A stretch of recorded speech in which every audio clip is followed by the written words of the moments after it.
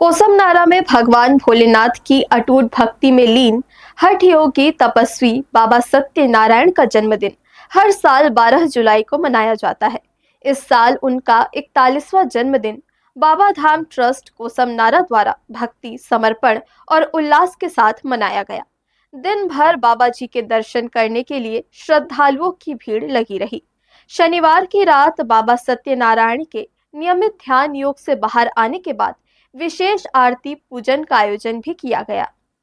कोसमनारा से 19 किलोमीटर दूर देवरी डूमरपाली में एक साधारण किसान दयानिधि साहू और हंसमती साहू के परिवार में 12 जुलाई 1984 को हलधर साहू का जन्म हुआ, जो आगे चलकर आज बाबा सत्यनारायण के नाम से मशहूर हुए। हलधर बचपन से ही आध्यात्म की तरफ रुख कर चुके थे। एक बार गांव के ही तालाब के बगल में स्थित शिव मंदिर में वो लगातार 7 दिनों तक तपस्या करते रहे। माता पिता और गांव वालों की समझाइश पर वो घर लौटे। 14 साल की उम्र में एक दिन वे स्कूल के लिए बस्ता लेकर निकले, मगर स्कूल नहीं गए। बाबा सफेद शर्ट और खाकी हाफ पैंट में ही रायगढ़ की ओर रवाना हो गए। अपने गांव से 19 किलोमीटर दूर और रायगढ़ से सटे कोसमनारा पैदल ही पहुंचे।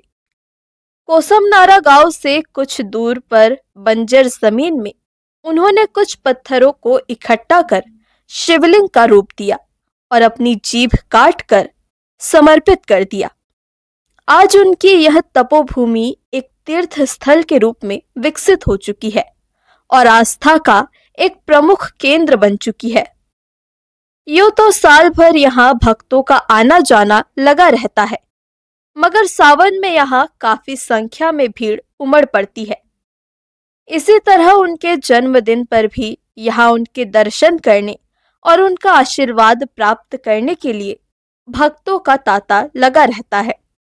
शनिवार को भी यहाँ बाबा सत्यनारायण के जन्मदिन पर सुबह से ही उनके दर्शन करने के लिए दूर दूर से लोग पहुंचने लगे थे। दिन भर बाबा धाम में श्रद्धालुओं का तांता लगा रहा। बाबा जी का आज जन्मदिन है, दर्शन करने के लिए हम सब यहाँ आए हैं फैमिली के साथ। बहुत ही अच्छा माहौल है, अच्छा लग रहा है यहाँ आके। सावन का महीना है, थोड़ा सा बारिश का मौसम है, रोड में कीचड़ विचड़ है, बाकी अब वो अलग चीज़ है। बाकी अब दर्शन करना है तो आए हैं अपना, अच्छा लगा घूम के, जगह देख के। बाबा धाम सेवा समिति की ओर से इस अवसर पर सुबह 7 बजे से रात 8 बजे तक आने वाले भक्तों को खीर, पूड़ी और मीठे का प्रसाद वितरित किया गया। वहीं भंडारे के आयोजन के साथ ही रात में भजन का भी आयोजन किया गया।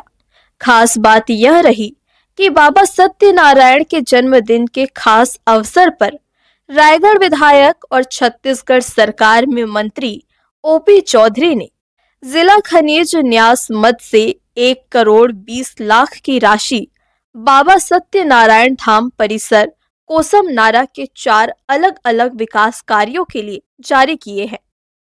इस राशि से मुख्य भवन के सामने 35 लाख की लागत से ग्रेनाइट फर्श कार्य और शेड निर्माण, बाबा सत्यनारायण धाम आने वाले लोगों के विश्राम और भोजन के लिए 50 लाख की लागत से शेड निर्माण, बाबा सत्यनारायण धाम परिसर में 25 लाख की लागत से शौचालय भवन निर्माण और बाबा सत्यनारायण धाम परिसर में 12 लाख रुपए की लागत से स्टैंड कंक्रीट पार्किंग निर्माण कार्य होना है। इन सभी निर्माण कार्यों के लिए लोक निर्माण विभाग को एजेंसी बनाकर 250 दिनों में कार्य पूर्णता का लक्ष्य दिया गया है। हर्ष न्यूज के लिए श्याम देवकर और प्रमोद यादव की रिपोर्ट।